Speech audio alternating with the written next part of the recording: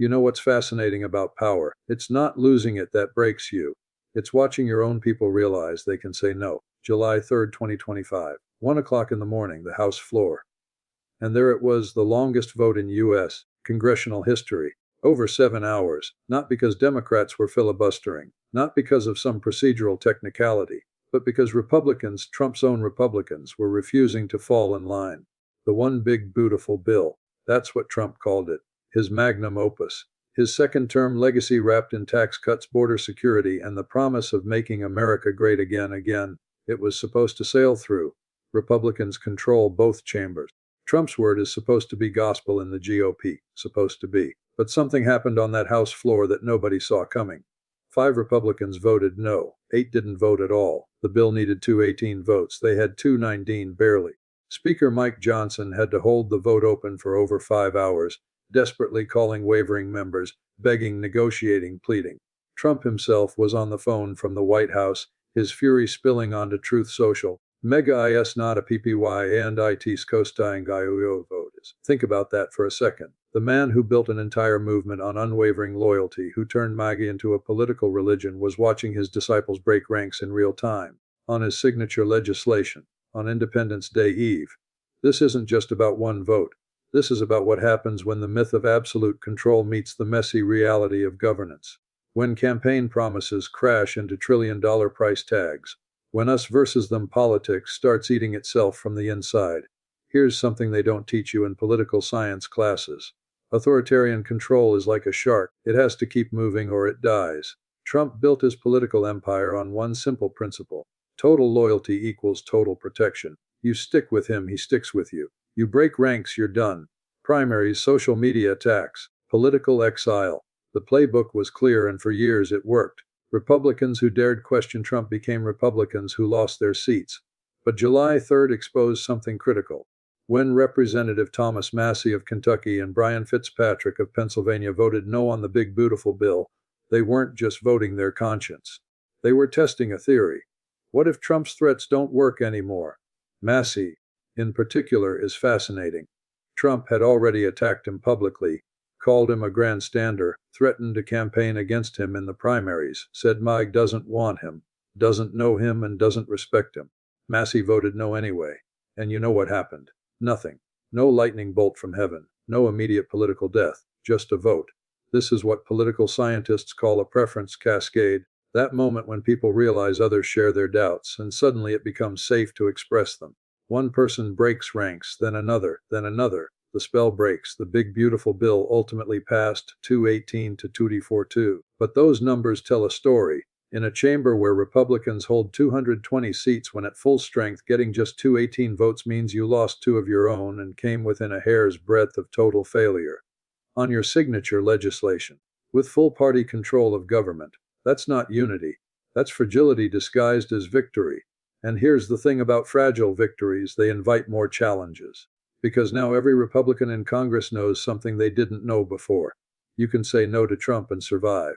Let me paint you a picture of what desperation looks like in American politics. It's 1 a.m. on July 3rd. The House floor is supposed to be empty by now. Instead, it's packed. Not with debate. Debate ended hours ago. This is pure political arm twisting. Mike Johnson, the Speaker of the House, is literally going desk to desk. White House aides are on speed dial. Trump himself is calling members from the Oval Office. The procedural vote, just the vote to allow debate on the bill, has been open for 7 hours. 7 hours. That's not normal. That's not even close to normal. The previous record was maybe an hour, tops. This was history being made in the worst possible way.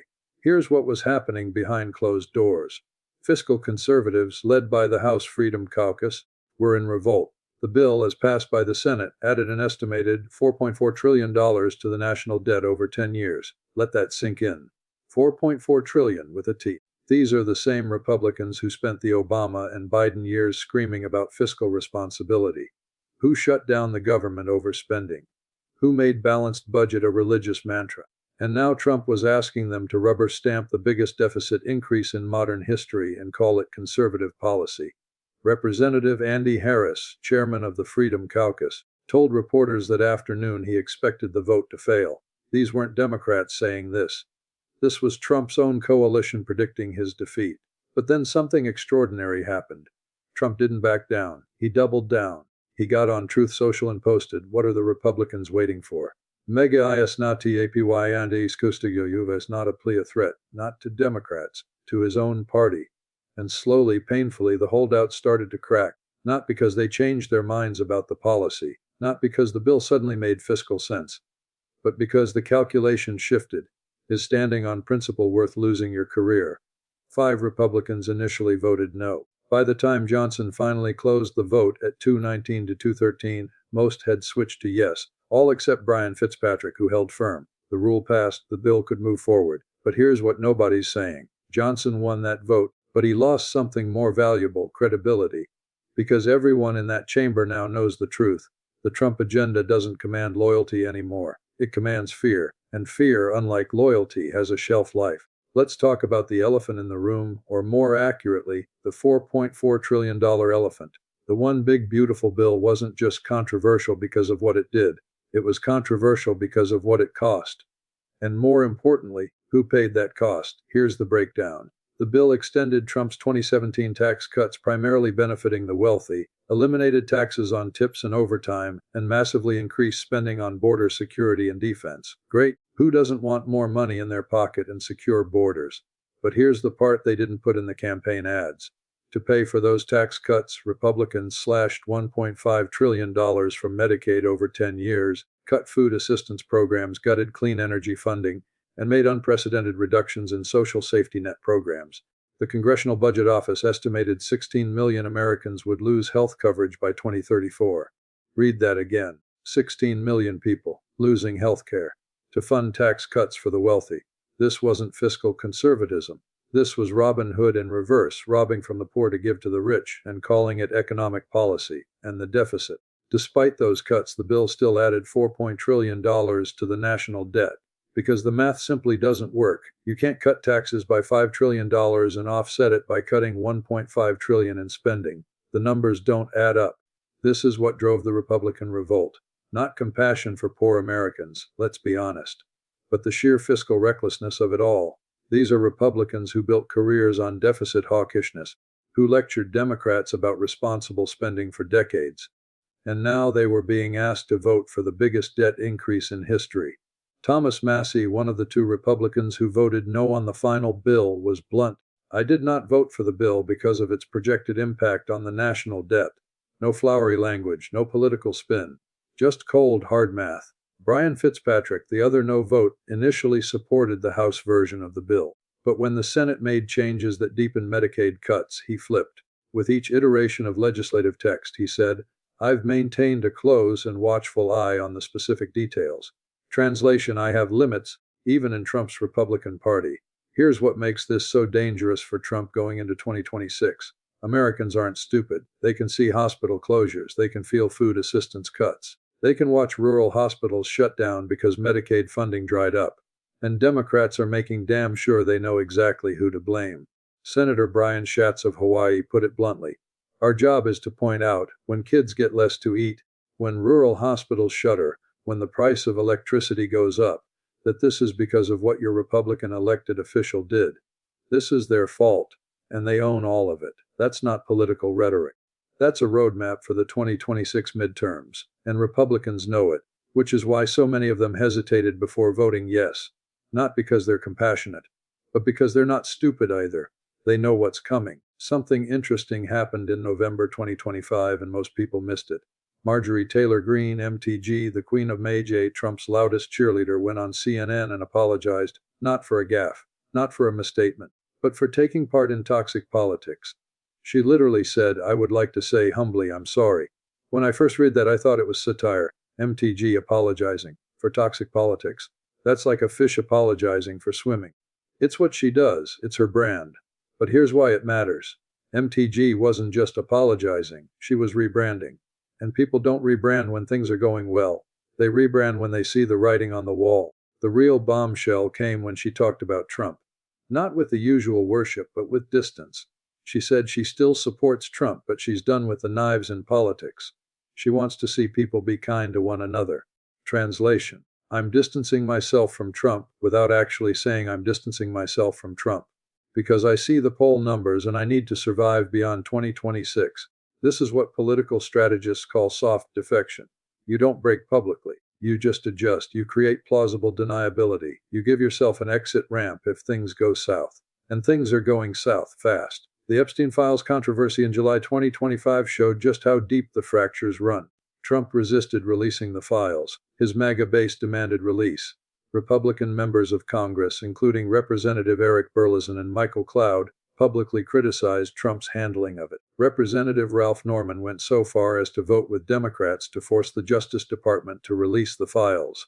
Think about that, a Republican voting with Democrats to defy Trump on a Rules Committee vote. That's not a policy disagreement. That's open rebellion, and it gets better. When Trump finally reversed course and agreed to release the files, he didn't do it because he wanted to. He did it because he had no choice. His own base was turning on him. Even Steve Bannon's War Room podcast, one of the most loyal MAGA platforms, was calling for action, and suggesting Trump might need to bang some heads. When your own propaganda machine starts questioning your decisions, you don't have a messaging problem. You have a power problem. The polls tell the story. Multiple surveys in November 2025 showed Trump's approval ratings plummeting on economic issues, the one area where Republicans traditionally dominate. A Fox News poll found 46% of voters said they'd been hurt by Trump's economic policies, versus just 15% who said they'd been helped. Let me repeat that: Fox News, Trump's most friendly media outlet, and even their poll showed him underwater on the economy. Here's a question nobody in Republican circles wants to answer out loud. What do you do when your greatest strength becomes your greatest weakness? For decades, Republicans praised party unity. Democrats were the party of infighting, of purity tests, of circular firing squads. Republicans fell in line. That was the joke, right? Democrats fall in love, Republicans fall in line. Trump supercharged that dynamic. He didn't just demand party unity. He demanded personal loyalty to him. Not to conservatism, not to the Constitution, to Donald Trump. And for 8 years it worked. Republicans who fell in line got power, influence, protection. Those who didn't got destroyed. But something's shifting, and the big beautiful bill vote was patient zero. While Republicans were busy trying not to implode, Democrats were taking notes, detailed notes, and they've already turned those notes into a playbook for 2026. They're calling it Accountability Summer. Cute name, right? But don't let the branding fool you. This is political warfare wrapped in community events. Here's the strategy. Over 3 dozen members of the Congressional Progressive Caucus are fanning out across Republican-held districts. They're holding press conferences outside rural hospitals, nursing homes, food banks, Medicaid clinics, every place the big beautiful bill cuts will hurt the most. And they're not just talking, they're documenting names, faces, stories. The grandmother who lost Medicaid coverage, the kid whose school lunch program got cut, the veteran who can't get health care anymore. All of it tied directly back to the July 4th vote. All of it tied directly to the Republican who voted yes. Democrats are also reframing the narrative. They're calling the Big Beautiful Bill Project 2025 in action. They're tying it to Trump's most unpopular policy proposals. They're making it toxic before Republicans can even start defending it. Let me tell you what nobody wants to admit. We're watching the end of an era play out in slow motion. Not the end of Trump. He'll be around tweeting and rallying and threatening until the day he's physically unable. Not even the end of MAGA as a movement, but the end of MAGA as an unstoppable political force. The end of Trump as an invincible figure who commands absolute loyalty and faces no consequences. That July 3rd vote wasn't just about a bill. It was about power dynamics shifting. It was about Republicans realizing Trump needs them more than they need him. It was about the spell breaking. Short-term Republicans will probably hold together through 2026. They'll circle the wagons, defend the bill, attack Democrats, and hope voters have short memories. They might even keep their House majority, though polling suggests otherwise. But long-term, the Republican Party is facing an existential crisis. Trump is 79 years old. He's term limited. He won't run again in 2028. And nobody, not DeSantis, not Haley, not Vance, not anyone, has his unique grip on the base. The truth Republicans don't want to face: Trump didn't build a party. He built a cult of personality, and cults of personality don't transfer. When the personality's gone, the cult fractures into 1,000 pieces, each claiming to be the true heir. But here's where it gets bigger than politics. This matters because we're watching whether democracy can survive authoritarian impulses.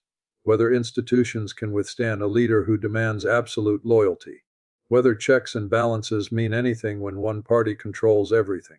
The big beautiful bill vote suggests maybe, just maybe, the answer is yes, because Republicans said no, not many, not forcefully, but they said no. They proved that Trump doesn't command absolute obedience, that there are limits. That democracy, however wounded, still has a pulse. The next few months will be telling. Will more Republicans find their spine? Will the 2026 midterms become a referendum on Trumpism? Will Democrats successfully tie every bad outcome back to that July 4th vote? I don't have answers. Nobody does. We're in uncharted territory here. We've never had a president quite like Trump, leading a party quite like this, at a moment quite like now. But I know this, that July 3rd vote changed something. It broke the illusion of invincibility. It showed Republicans that defection is survivable. It gave Democrats a weapon for 2026. And most importantly, it reminded everyone, voters, politicians, observers, that nothing in politics is permanent. No grip on power is absolute. No movement is unstoppable. No political figure is invincible. Trump built his empire on one core principle: never show weakness, never apologize, never back down, strength above all. But that midnight vote, that 7-hour ordeal, that desperate scramble to get to 218, that showed weakness. Not Trump's personal weakness necessarily, but the weakness of his hold on power, the weakness of blind loyalty, the weakness of a movement built on fear rather than principle. And once weakness is exposed, it's almost impossible to hide again. So what happens next? That's up to all of us, voters, politicians, citizens. We decide if this moment matters. We decide if accountability happens. We decide if democracy survives, or if we slide further into a place we might not recognize. The choice has always been ours. We just keep forgetting that. Thanks for sticking with me through this today. I know it's heavy, but these are the conversations we really need to be having. Not the surface level hot takes you get everywhere else. Real analysis, real depth, real understanding of what's happening to our democracy, our politics, our future. If this made you think, if it challenged your assumptions, if it gave you a new perspective, that's all I can ask. Until next time, stay informed and never stop asking big questions.